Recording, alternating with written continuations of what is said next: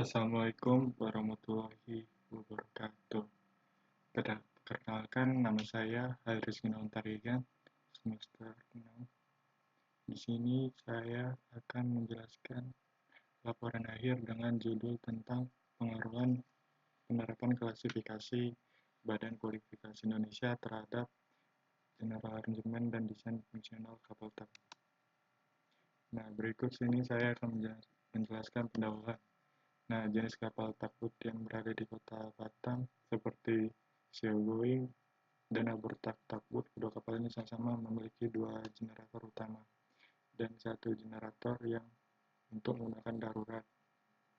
Nah, kapasitas generator yang digunakan masing-masing menyesuaikan fungsi dari jenis kapal tersebut.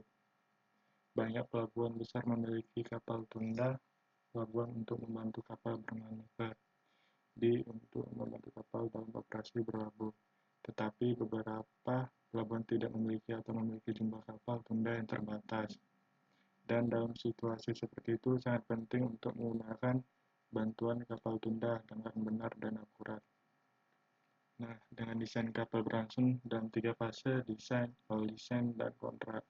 Dan desain detail yang konstruksi, gambar awal adalah gambar desain konseptual dan awal yang digunakan dalam diskusi dengan klien sebelumnya. Perjanjian kontrak dan kebutuhannya untuk pengembang lebih lanjut dari gambar desain. Setelah desain awal diterima dan dipesankan diberikan oleh klien, serangkaian dokumen, desain kontrak, gambar, dan perhitungan dimulai. Selama dimulai tahap desain kontrak, penyempurnaan dilakukan pada gambar dan perhitungan awal detail seperti skema perpipaan dan perhitungan listrik dilakukan dan estimasi berat, stabilitas, dan kecepatan daya jarak konsumsi bahan bakar diperbarui saat lebih banyak detail tersedia. Dan gambar yang diperlukan untuk galangan kapal untuk mengajukan penawaran pada kontrak pembangunan.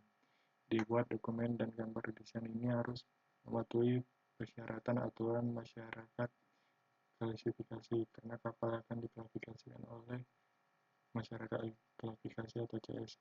Kapal sebagai objek laporan ini diklasifikasikan oleh BKI. Sebagai CS yang dipilih, pembangunan kapal baru dianggap sebagai proses produksi yang penting oleh industri dok dan galangan kapal, dengan tujuan agar kapal-kapal baru yang dihasilkan dapat memenuhi kebutuhan pasar.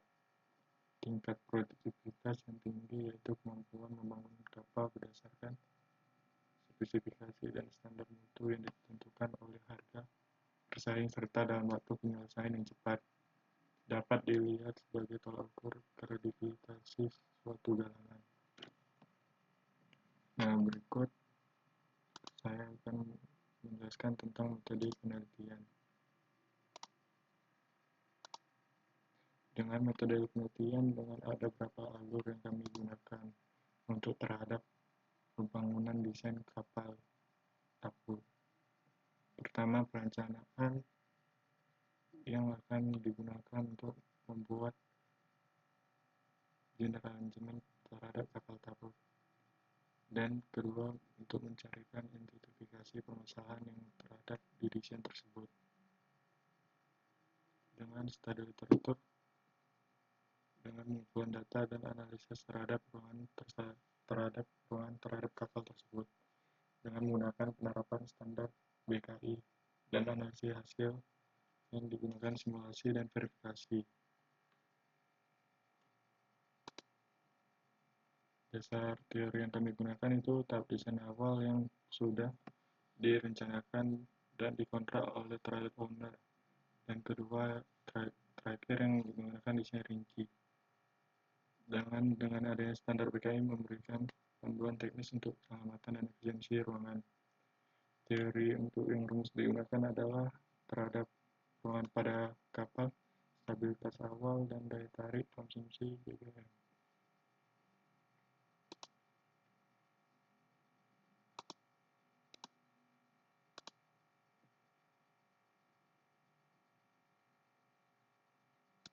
Nah, berikut saya akan menjelaskan ilustrasi gambar yang ada terhadap PKI kapal.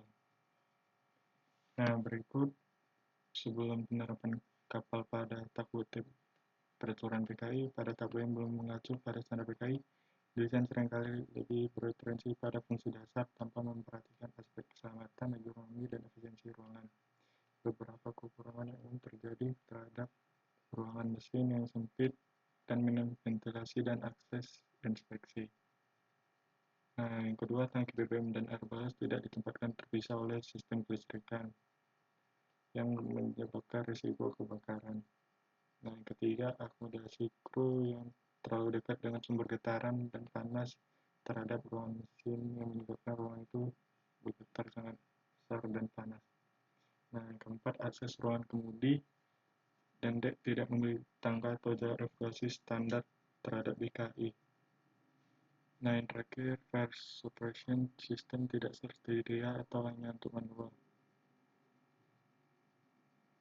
Nah, berikut jika sesudah penerapan Badan Kualifikasi Indonesia setelah menerapkan tak pun mengalami perbaikan tata ruang berdasarkan prinsip keselamatan, efisiensi, dan klasifikasi teknis. Nah, jika digunakan ruang mesin dilengkapi lorong inspeksi, bukan darurat, dan sistem pemadam otomatis.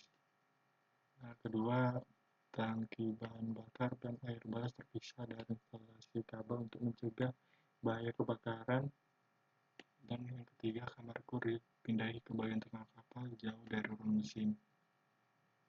Nah, yang keempat, akses evakuasi jelas dengan tangga anti-slip dan pencahayaan darurat untuk terjadinya bahaya. Nah, yang terakhir ada area kerja seperti towing hook, winch, dan bollard station dirancang ergonomis dan terlindungi. Nah, sekian.